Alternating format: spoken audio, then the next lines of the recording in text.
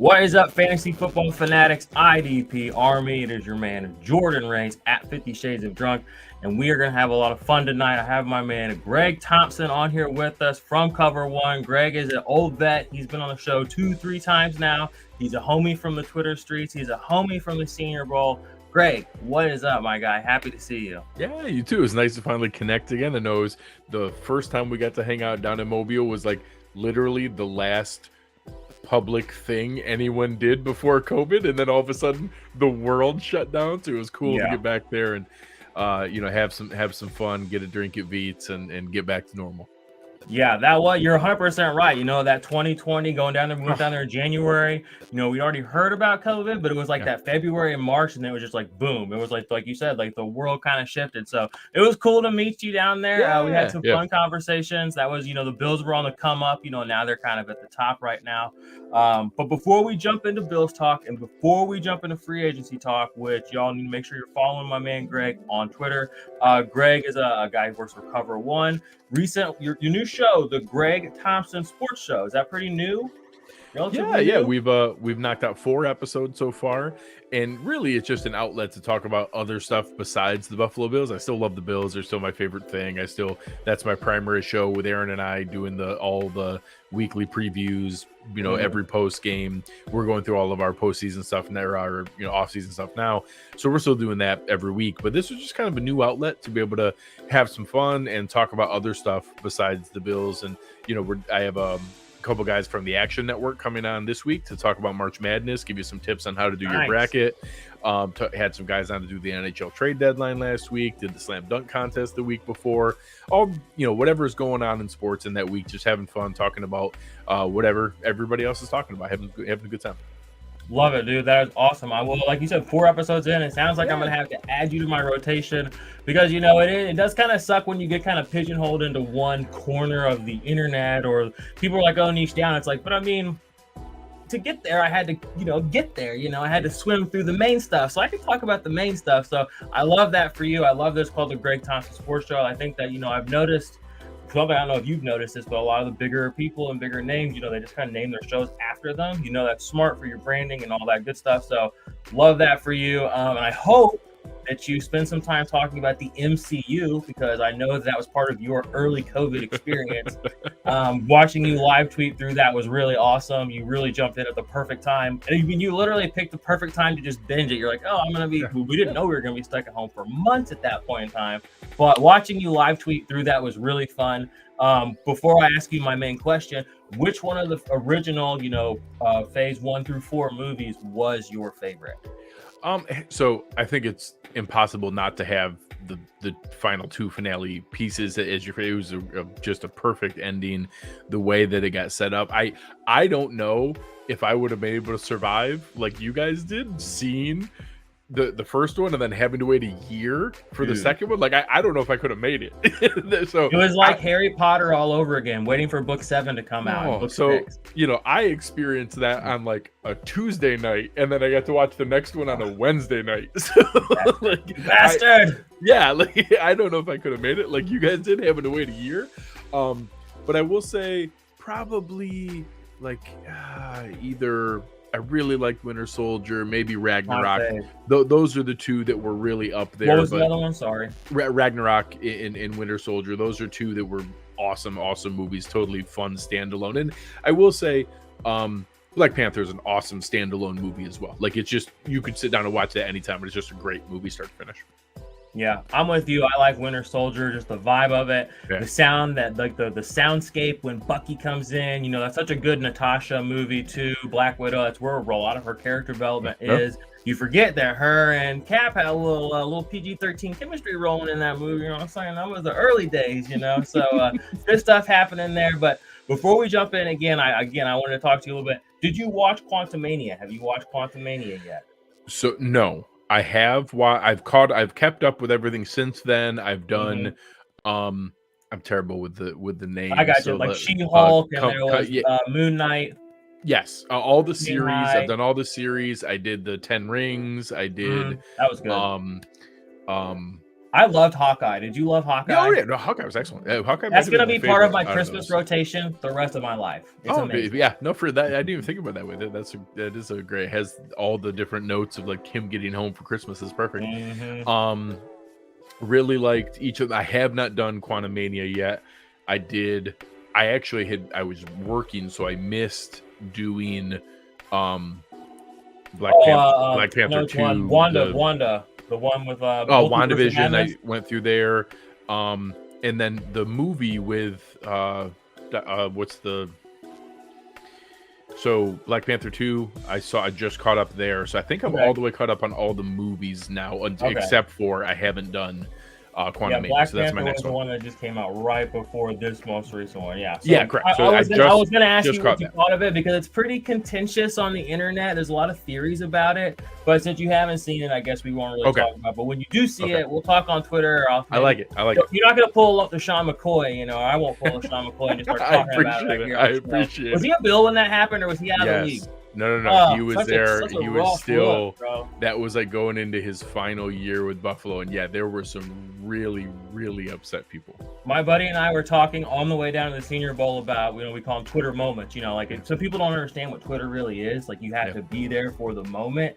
And we were talking like top 5, top 10 Twitter moments, and that came up. We were like, oh yeah, when LaShawn McCoy blew the end off an end game, I was like, that was a top 5 like Twitter moment. Like, so I will say, obviously covering the Bills, it was impossible not to know what he said.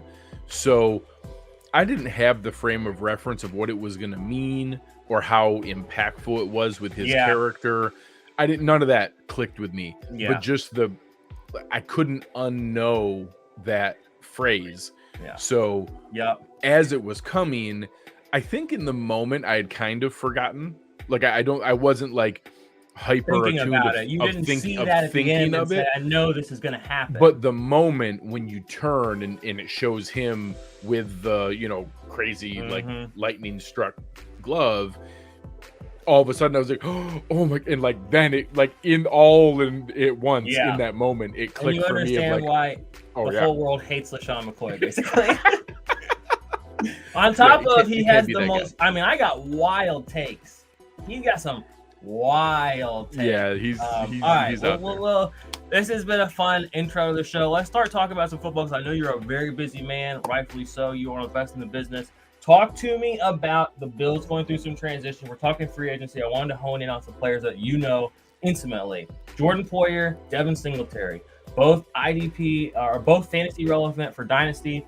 Both, Poyer's one of the best DBs in IDP, in Dynasty Fantasy IDP over the last 10 years. Devin Singletary coming off the best season of his career. Both free agents. What are your thoughts on how the Bills are going to fill these gaps? How they're going to manage what they may or may not do with Singletary. And I know, we have DeMar Hamlin too. Like, he was rookie, or whatever. Was he rookie or second? I think he was rookie right last year. So it's like they had maybe hoped he would come in there, and I'm cautiously optimistic, but you can't assume that he's going to come back. So talk to me about those two big spots on this team. So let's start with Poyer. Jordan Poyer is a cover one favorite, is probably one of the guys we have the best relationship with as an organization. He's great to us. If you listen to my podcast, it starts out with, hey, this is Jordan Poyer of the Buffalo Bills. Welcome to the cover one. Like, he does our intro for us. I've resigned myself to the fact that he's going to be elsewhere. It's just, I think there's a 10% chance that he doesn't find the market he's looking for, and if he's going to settle for a deal, he might settle back in Buffalo. I think it's 90% that he goes somewhere else and is well compensated. His former coach and assistant general manager is now the head coach and general manager with the Giants. They got a ton of cap space.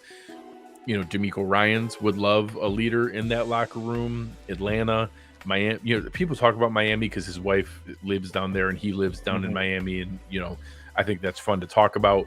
They got their own cap problems and all kinds of different stuff, and they've had to cut a bunch of people, but they could if they can make it work if they want to.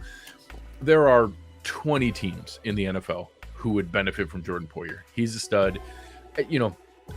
He plays like a warrior.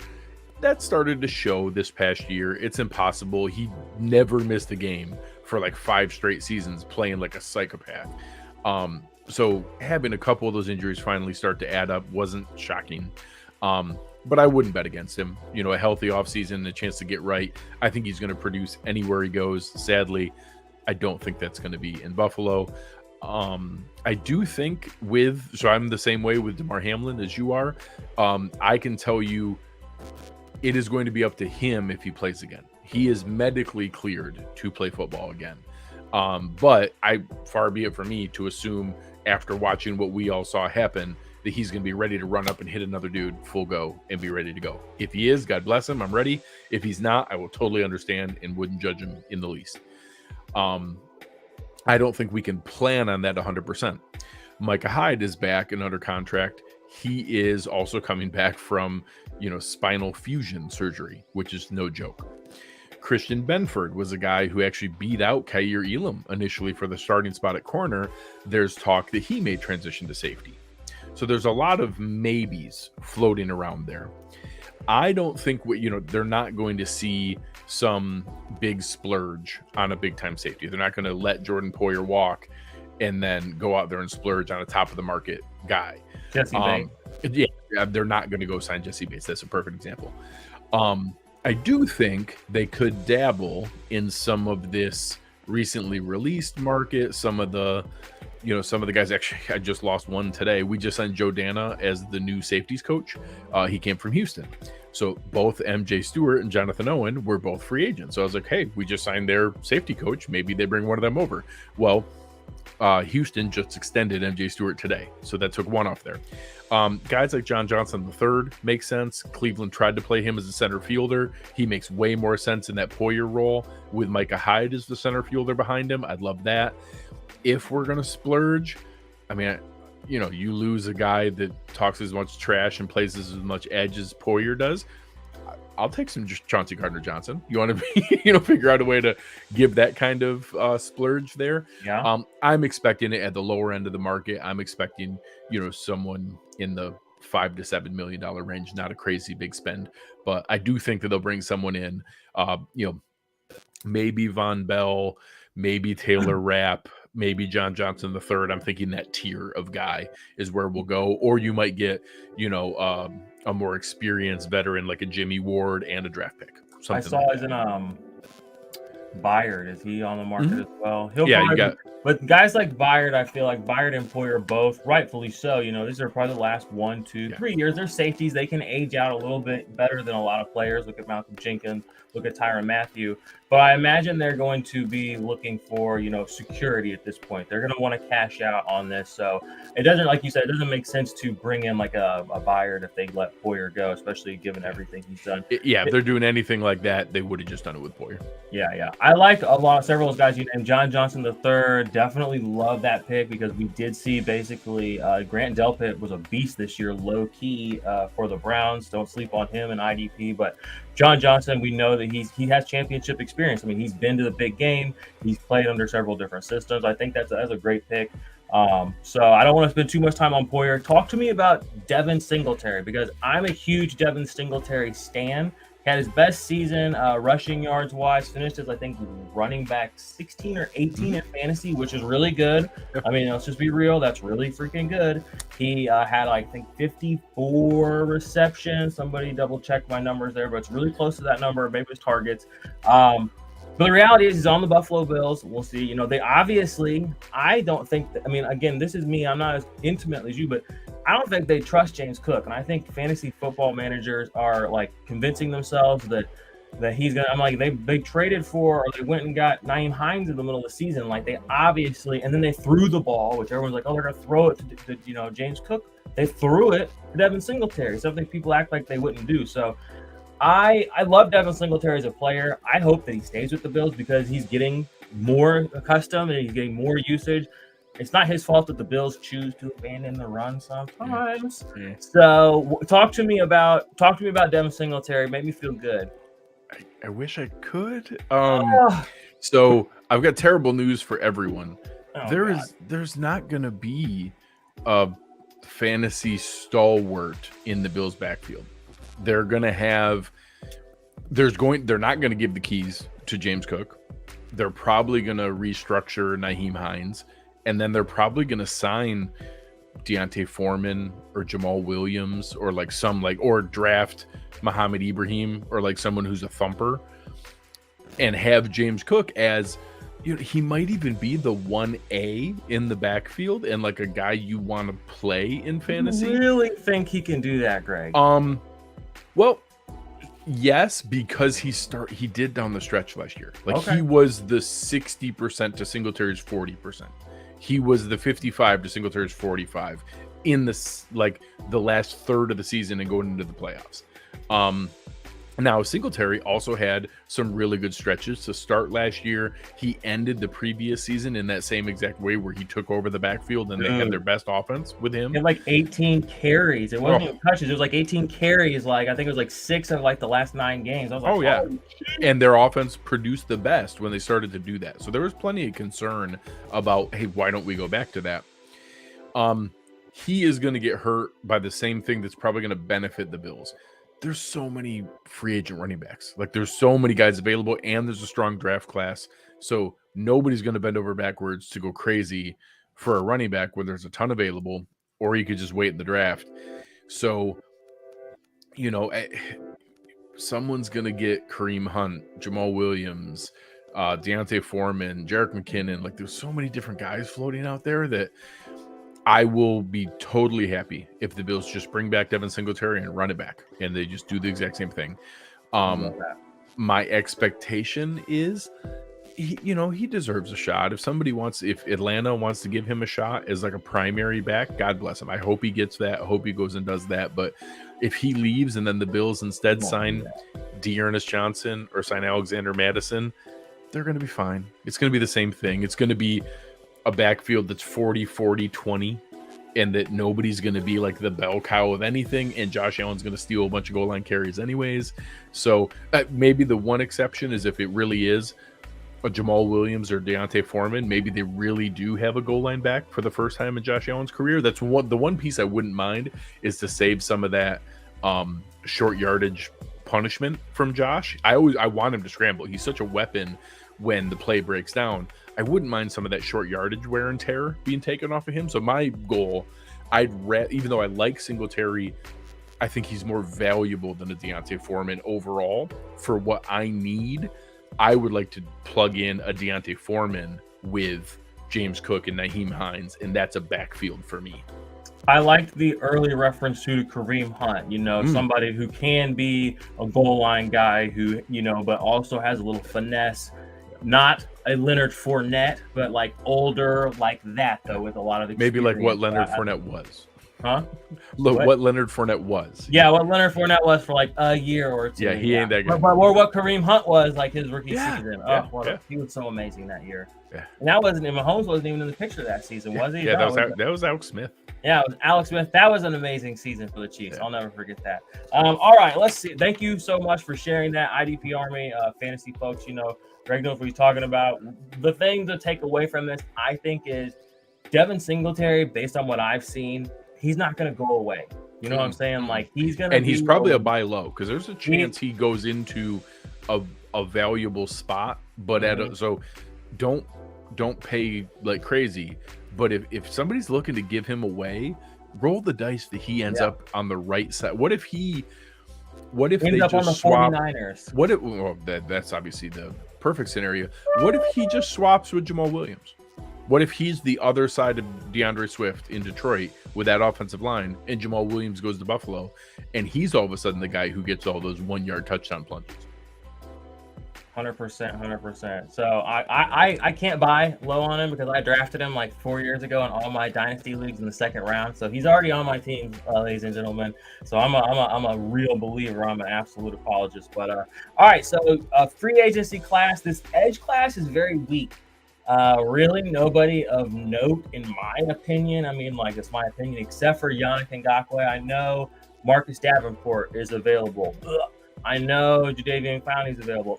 I don't give these people your money. Okay, stop doing it. I think is Bud Dupree back out there. Don't do it. Okay, don't do it.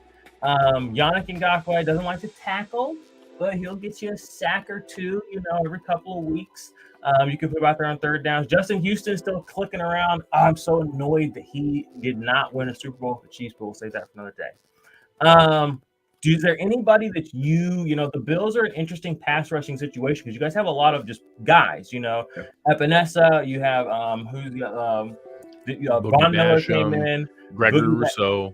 Yep, Russo. That's the other one I was thinking of. Shaq Lawson was kind of a reclamation last year. Yeah, but Ed Oliver, there's a lot of names there, but there's not really a lot of just like when I think of a defense, it's just like, oh, they're gonna fuck this motherfucker up. I don't ever think of the Bills. You know what I mean? It's a scary defense. It's a defense that can make plays in the big moments, which is really what you want. But it's not a defense where I look at it and I'm like, they're gonna hurt somebody. And this free agency class doesn't really have anybody available for them like that. What is your thought on the the free agency class, and then the Bills' sort of defensive line? Do you think they need to sort of maybe step back and look at this from a big picture kind of view, or what are your thoughts? So obviously you got Von Miller coming back from surgery. He's shown the ability to come back from things quickly before. He tore his ACL once. He was back in nine months. He missed no games. I can hope that happens again, but we won't really know. Like you said, it doesn't even matter if they want to splurge. There really isn't anybody on the market worth splurging over. Today, I got all excited when I heard that the Vikings might release Darius Smith. He might jump to the top of my list if that was the guy. If we're gonna splurge, and this market splurge would mean Charles Omenihu coming from San Francisco. I don't think they even go at that end of the market. I think they're going to be looking more in the probably the veteran rotational spot, like a Justin Houston, Melvin Ingram, Robert Quinn, Brandon Graham. Maybe they try a reclamation project with Bud Dupree. Like Bud Dupree, I hated at $17.5 million, but if he's a $3 million rotational guy that's coming in when you kick Greg Rousseau into 3-tech and you let him be the edge guy opposite Von Miller, I can work with that on 40% of snaps. He's not a primary guy for anybody. Until he lets somebody run around him on third down, week 17, then that $3 million, that's Bud Dupree. Let's just remember. my number one guy is probably Dante Fowler Jr. as far as value wise. He's the guy that I think you could use. He could be the third defensive end in a rotation with Von Miller, Gregory Rousseau, and then Dante Fowler Jr. He has flexibility to kick inside sometimes, situational versatility. Him or Samson Ebukam, those are the two guys that I would be open to if we had a way to sneak one of those two. I think they'd be the guys who, Miller, Rousseau, and that guy each play 65% of snaps. Two of them are on the field at all times. And then you use guys like AJ Epinesa, Boogie Basham to kick inside onto 3-tech, or to let Gregory Rousseau kick into 3-tech, bring one of those guys outside. And I would go that route with the Bills defensive line. I do think we see some investments, but I actually think it's going to be more, probably a backup 1-tech like Ashawn Robinson or Andrew Billings behind Daquan Jones. Maybe they bring in like a Poona Ford would be the most, activity we'd see along the defensive line, but I expect it to be more of the rotational guys, but my preference would be like a Dante Fowler Jr. All right. Yeah, your man Eric has been on Dante Fowler Jr. Yeah. I put his video, you guys' most recent video, a couple of his tweets in his profile in the Ultimate IDP Index. Nice, we appreciate that. Yeah, because he's got a good eye. He's one of those players. It's a sidebar, but I love that you brought him up because he's Eric knows he's special. He's in some weird situations. He's had some weird stuff, but he almost reminds me of Robert Quinn, where it's like when he's on, you are donezo. So Quinn's a really fun example because he's had his moments where he's had his huge breakout season and big payday. So Eric and I, work together all the time I do a lot of the statistical analysis. I dig through looking for guys who stick out in the numbers. He looks through the film, looks for it. We then get together and he's like, hey, what about this guy? What do you think he's going to get? And then we figure out hey, what can the Bills afford? What markets will they be looking in? We have an idea of their archetypes of the kind of players and the kind of people they like. And then we kind of pare our list down. Mm-hmm. I, for the life of me, can't figure out why Dante Fowler Jr. never gets paid. He's gotten such weird contracts the last $3.5 and $4 million. why hasn't somebody given this guy the $10 million deal? Didn't Atlanta It's give so him a weird. decent amount of money at one point? Let me check this guy out. Well, I mean, that's where he started, wasn't it? Or was it No, Jacksonville? he was Jacksonville, and then it was like the Rams, and then it was Atlanta, and then he followed Quinn to the Cowboys, right? I think. Yeah. Here, I'm pulling him up on Spot Track right now. So you're right. Atlanta did try to do one, but he didn't see much of the deal, and then got released. Listen, and then played the other pieces of It's it. in March 2020, he signed a $3-year, $45 million contract with Atlanta. But then he was released 2 years later. Yeah, he didn't do really anything with Atlanta. The money, but he still got a decent chunk of it. Yeah, but he's good. He got like 22 million of it. He got 22 million of it in those 2 years. He did get the 1 year, $12 million deal from the Rams the one time. That's probably one of his better ones. And then last year, he signed with the Cowboys for $3.5 million and only earned 2.97 of it. He had like 8 sacks, didn't he? Yeah, he was good. He played like 3 snaps a game or something like that. So he's my number one. He's my target, but I also won't be shocked if somebody gives him 3 years, $24 million and gives him like a solid. That's what he should get. He should be an $8 to $10 million guy. Yeah. So we'll see where his market goes. In the right system, he could be easily probably top 8, defensive end or edge rusher in the NFL. Like if he got across from TJ Watt, girl. Absolutely. Girl. But I already got Alex Highsmith. We already living good. There you go. You're doing good. You're doing fine. So I don't want to take every elite defensive line player in the NFL. I gotta let the Bills get somebody. All right, let me see. I had 2 more things I want to talk about before we let you go. I appreciate your time again. Let's talk about Tremaine Edmonds. Y'all drafted him. He's one of these linebackers that is always like, don't come at me, but he's one of these guys that's always touted as like one of the best linebackers in the league, and he's really good, But I'm a fantasy person, so I'm always looking at like the raw numbers, like how many times you hit somebody in the head, you know what I'm saying?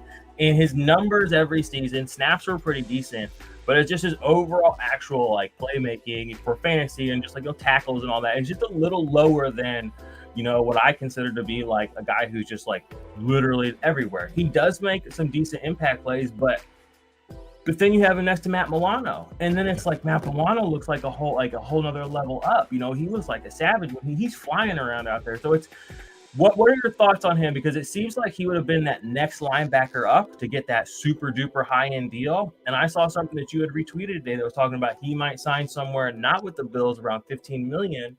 And I mean, we know that's cheap for a linebacker right now. You know what I mean? Like, and it's for a guy who was kind of touted. I kind of feel like the overall stats do end up reflecting what you can pull in, even if So talk me through that as a pleb. Like explain to me like I'm 5. Yeah, so it's interesting because Cover One ends up kind of getting touted as a like Tremaine Edmonds apologist because Bills fans, when he came out in the draft, he was some high-end respected draft people's like number 3 guy on the board, like generational traits. You're talking about a 6'5", 250-pound guy who runs a 4.5 sideline to sideline. He is what you would design as a modern day Brian Urlacher. Like he looks like what Urlacher looked like as a linebacker. Yeah. So people had crazy high expectations, and he's been pretty good. Like yeah, exactly. So, so Bills fans go way over the top, like, oh, this guy's trash. He never does anything. And I'll tell you, so I think the difference might be some of the like more boring football side versus like the splash plays that get rewarded in fantasy. Yes. And so just Tremaine Edmonds and Matt Milano are the same. Like they're the same. Like Matt Milano gets washed out in run plays. Matt Milano gets caught up in the second level and blocked by guys. Matt Milano picks the wrong gap and gets caught up in those things. But he also blows dudes up out in open space. He also will, have some well-timed blitzes. Tremaine Edmonds has a better missed tackle rate than Matt Milano. Tremaine Edmonds is better in coverage. He takes away more passes across the middle that you can't go to, but I don't get rewarded in fantasy for throws the quarterback couldn't make because Tremaine Edmonds was in the way. Because he's 6'5", you know, and in the way. The stuff that Tremaine Edmonds is really good at isn't flashy and isn't sexy, and you don't even notice it until you get the all 22, and you can be like, oh, look, the quarterback wanted to go here, but the crazy pterodactyl in the middle of the field, you couldn't get by him. So it's hard because I think there are teams that are going to value that. I projected him at $17.5 million. Especially when I saw Roquan Smith get 5 years, $100 million, at $20 million a year. He got more than Fred Warner, more than Darius Leonard. I like Roquan. He makes those splash plays though. Again, he those dopamine receptors. That stuff matters. You know, people subconsciously, when your neurological pathways have been rewarded with Roquan Smith for years of doing cool stuff, you're like, give him another mil, give him 2 more mil. You know what I'm saying? I want to keep doing cool shit. Grade, screw all that shit. Let him run. Yeah, whatever. You know, the dopamine. Let's go. I had him like a tier below Roquan, Fred Warner, Darius Leonard, even CJ Mosley, like right there at that ballpark of payment. And I thought he was going to get like $17.5 million. I know that report came out today. I'll bet you $100 that's Brandon Beane leaking something out there to be like, we're only hearing this $15 million. I will believe that he signs for $15 million when I see it. I think he's going to get, so Brad Spielberger, who's at PFF, he and I talk a lot, but he has him at close to $19 million. I will be shocked if he signs for $15 million, but I think wherever he goes, he's going to continue to be pretty good. He's going to continue to make a lot of tackles. He's not a, like Bills fans, we always talk about like Paul Posluszny. He used to get famous on making tackles like 7 and 8 yards down the field, but he'd have a huge number of tackles, but he gave up tons of yards. It was like productive. 400 yards a game. Yeah. He's not like that. Tremaine Edmonds actually has a really good depth of tackle. Like he's better than Milano in that area. He makes plays in the right spots. He makes good football That's the thing. plays. He's a great football player. He makes incredible good linebacker. Football plays. He just doesn't make big splash plays. He doesn't have big interceptions returned for a touchdown. He doesn't cause a ton of forced fumbles. He doesn't have a ton of sacks. He's okay blitzing, but not a ton. He's a good, sound football player, and that's not sexy or fun, and that's what he's going to be wherever he goes. And teams are going to, if he doesn't sign with the Bills, which I kind of hope he does, I won't be terribly sad if he leaves and we sign like Levante David or something like that. But I'll live with however it works. If he ends up signing with Atlanta, or he ends up signing, with Giants, with one of these teams with a ton of cap space, he's going to go there and he's going to be really good for their defense. But fans are going to be mad because they're going to see the dollar figure and they're going to want huge blow up explosive plays, and he's not that guy. He's not gonna do that. He's not that guy, pal. He's not that guy. You're not that guy, pal. You're not that guy. I would say I would just here looking at a guy who does make a lot of tackles, a lot of big plays, but maybe it's kind of like the mold of a contract. Foyce Olakun last year, the Jaguars gave him 3 years, $45 million. That's probably what people are gonna try to tell him. That's probably what they're gonna be like. Well, look, he's really good. And this is what he got, and like, so you should be cool with that too, right? Like, like we're gonna win a championship, right? Like, so, there's, if you guys need to throw something, send that off to Brandon Beane, let him know, what's it pretty good too. So, all right, I think I had one last question for you. Okay, this one's gonna be tough. I'm a little bit trolling here, but whatever. You might wake up any moment now, I guess, right? I don't know how that works, the timing of all this. But Aaron Rodgers is an imminent threat to come into your division and do one of two things. One, just continue to put his head on the chopping block as Josh Allen comes through and just like takes over the league and just another one's out of the way. Get this old man out of here. Go play in another division. Go to Tampa or something like that. Or we get a little bit of like are the Bills gonna be able to get to the playoffs this year, or what's going on with the Dolphins? What's going on with the Jets? Talk to me. Are you scared? So one, the wonderful luxury of having Josh Allen is I scared nobody. Like it's fine. Boy. So I will say I'd much prefer that the Jets continue to be a dumpster fire at quarterback. That's way more fun. I've said all for the last 2 years, like, God, Joe Douglas keeps crushing these drafts and just knocking them out of the park. Like, he takes guy after guy that I want. I'm like, oh my God, how does he keep taking all these guys that I want in the draft? Dude. And then they keep throwing up on themselves at quarterback. So if you're telling me that roster I saw last year with the offensive line, defensive line, the skill positions, all the different, they're a couple questions, but pretty good in the other 52. And now you're plugging in a 2-time MVP in Aaron Rodgers. That's not great. I don't love that. Now I will say, Rodgers is very fickle. He's still very, very good, but he's not quite as special as what he was. He's 10 times better than anything they maybe ever had. He might walk in and be the best quarterback in Jets history. Like, that second, even 41-year-old Aaron Rodgers might be the best quarterback in Jets history. So they're going to be good. But now the rumor is they're going to have to give up a first and more picks if he plays a second year, and it's 2 years, $105 million that they have to pay. So, am I going to live that for 2 years I'm going to have to hold my breath and have like a genuine rivalry tough game, but that they're going to pay $105 million and 2 first-round picks for it, and then he's also going to retire? They're going to be right back in the same purgatory. Like, all right, I'll live. Yeah, like you said though, they're literally one of the very few teams that's like you could just drop a guy in. They've hit some of my favorite people they've added. Quinnen Williams. I'm obsessed with Quinnen Williams. He's so funny, but he's also just like he's the most intimidating defensive tackle in the NFL that's not named Cameron Hayward, in my opinion. Dude, Sauce Gardner might be the best cornerback in the NFL as a rookie. Like, that's not an exaggeration. He might be the best cornerback, period. In football, right now. They signed Chuck Clark today, or they got Chuck Clark today, which they've had a kind of a rotational safety situation. Chuck Clark is a good safety. I had him as a target. I put out a tweet 3 weeks ago that Chuck Clark was the number one trade target in my mind because it's $3.6 million for a starting safety. It's a great contract. It's a fantastic contract, and they have 2 starters in Baltimore. They can afford to move him. And of course, a ton of safeties. I was proposing, hey, give him a 6th-round pick instead of cutting him. And of course, the Jets get him for a future 7th, which is just infuriating. It's terrible. It's free. It's literally free for a guy who might start 16 games for you. Free 99. Free. I love Chuck Clark. I have for a while. Okay, let me think. Is there any final questions I had?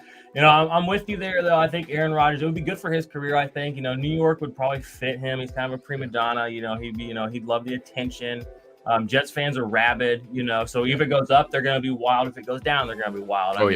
That's my one hope. My one hope is the Jets grossly overpay in draft compensation and in money, and Aaron Rodgers hates the media attention, and that they have a really good regular season and then flame out in the playoffs and it's a disaster. Like, that's my hope. Like, he's too good to walk in there and have them not be good. They're going to be good. They're going to push the Bills for the division. They're going to be in it, but Yeah, he's one of the guys that he can get in there and he'll be able to steer the ship. So it'll be interesting. But again, we'll see. We don't know the other Raiders still in the hunt, I think, right now. The last thing I want to bring up the Raiders before we close it out. What are your thoughts on Geno getting his 3-year deal with the Seahawks? And then what are your thoughts on Derek Carr, especially given the landscape of quarterbacks in the NFL right now? These guys they're good quarterbacks, yes. But is the current NFL a place where, and they're good, but even on a good side, they're probably on a little bit on the the lower side of good? Are these guys the kind of guys that you want to be committing to in the current landscape of the NFL if you actually think that you have a shot? What are your thoughts? And then just what are your thoughts about these contracts and how are they going to affect these two organizations, the Saints and the Seahawks? So, one, good for Geno Smith. That's freaking awesome. To have a breakout season at age 32 is just unbelievable. That's awesome. Mm-hmm.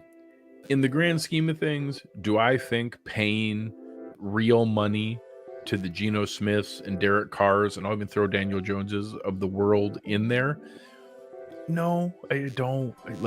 It's probably not the smartest strategy, but coming from a fan that watched the longest playoff drought in professional sports history, where the Bills didn't go to the playoffs for 17 years, I would have loved to have just competency and have Derek Carr or Geno Smith at quarterback. And I wouldn't have cared if I was overpaying him at $35 or $37.5 million, which is going to put them in at the, 12th highest paid quarterback in the league. Do I think that's a sound decision? Do I think paying that kind of money to know that you're probably not going to get out of the second round of the playoffs is no, but I think fans oversimplify that either you're the number one team or you should rip it down to the studs and completely rebuild. Like, there's something to be said for just being good every year and trying to win and see if you get lucky one year and it rolls things go your way and you have a Giant season or a Ravens season or one of those wild card to Super Bowl seasons that we've seen. Just get in the dance and see how it goes. I respect it. You never know who's going to get hurt, who's going to, things are going to bounce your way. I respect it. So do I think it's the highest probability strategic decision? No. Do I think it's better than just floundering in mediocrity with no plan to get better? Yeah. Word. I'm kind of with you. I think they're good teams to go to. Honestly, though, in my opinion, how different is Derek Carr going to be from Andy Dalton or Jameis Winston? Let's be real, y'all. That's my opinion, but that's me being real. He's not going to take you further than those guys will. That's my opinion. Like you said, he's good enough to keep a job, and he says all the right things, which is so annoying. But you know what? It is what it is. I would say the guy that I think Geno is the better. Honestly, I think Geno is a better player. The guy I would rather have leading my team. I think he's got a little bit better situation overall as well. I'm oddly, I've learned this weirdly the last couple of days. Apparently, I like Derek Carr slightly more than most. Like, I don't think I do, but I hear the way other people talk about him, and I'm like, well, he's better than that. So he's not bad. He's not good. That's the thing. He's not bad, but he's not good. And don't try and tell me he's good. I don't care what his stats look like. I watched him play enough football to know he's not good. Especially no Terran Armstead, whatever version of Michael Thomas is left. Are they even going to have Alvin Kamara? I don't know that he's set up for success down there either, but I think some people are like the same idea as my comments for Tremaine Edmonds. People say, oh my God, he's trash. And my answer is, no, he's actually pretty good. He's just pretty good. Like, he's not special. He's not elite, but he's pretty good. Like, I'd rather, have him than Mitch Trubisky. But he's not special. Yeah. I would say, to close out this conversation, the way to describe them is Carr and Geno are both mature and good enough. Like you said, they add value in that regard. They're not going to take away or hurt your team off the field. Yeah. They might hurt it one game on the field, but you know what? In today's NFL, a lot of guys are going to hurt it even more than that. You know what I'm saying? At least he's doing it one game. Let's hope it gets out of the way in like week 7 or something in a close whatever. And so speaking of that, before we close it out, I wanted to drop some little knowledge on the people. Again, I'm a known Kyler Murray hater. I'll just call it what it is. I found, we'll drop some knowledge on y'all. In his 4-year career as the Arizona Cardinals starter, Kyler Murray has 6 game-winning drives. Kirk Cousins had 8 last season. Kyler, 6 in his career. Kirk Cousins, 8 last year. Let's talk about maturity. Some guys got it, some guys don't got it. You know what I'm saying? If we want to keep piling dirt on Kirk Cousins, I'm just gonna keep dropping these little nuggets here and there and everywhere. Kirk Cousins is one of these guys where in 3 or 4 years they're gonna start rolling these graphics, and he's gonna be at the very bottom of all of them, just creeping up, like right behind Drew Brees and peeking up under the legs of Peyton Manning, and people are gonna be like, "Oh shit, is Kirk Cousins good?" And it's like, "Yeah, he's real fucking good." And by then, Kyler Murray will be fucking doing, bagging groceries somewhere. Done. Whatever the next release for, Call of Duty is. That was cold. All right, you got any final words before we get out of here, Greg? No. Really appreciate you having me on. It's a ton of fun. Always been a chat and catch up. It's great to see you down the Senior Bowl. Looking forward to a lot of fun this coming season, and see how things break. Excellent. Well, you're always welcome back. We appreciate you. Y'all make sure you follow Greg. Go check out Cover One. Their YouTube channel is dope. And we will be back later on this week on the podcast feed, on the YouTube channel with a ton more fantasy football content and NFL draft coverage and all that good stuff. So peace out.